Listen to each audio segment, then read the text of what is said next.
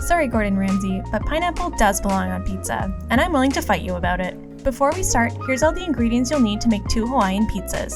1 batch of your favorite pizza dough, check out the description for our recipe, 1 cup of pizza sauce, 3 cups of freshly shredded mozzarella cheese, 8 slices of ham, 1 can of drained pineapple rings, and 1 teaspoon of dried oregano. First, we grilled our ham and pineapple rings in a hot griddle pan for about 30 seconds on each side.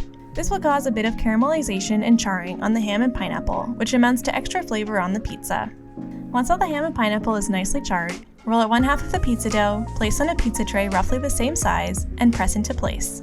Next, use a fork to poke holes all over the bottom of the crust to prevent it from developing bubbles in the oven.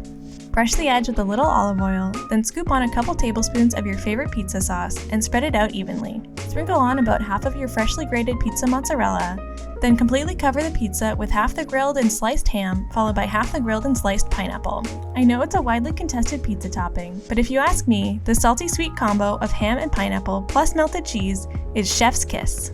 Now back to the pizza.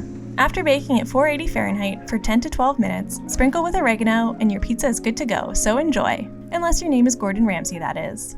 Check out one of these other great videos and subscribe for more amazing recipes.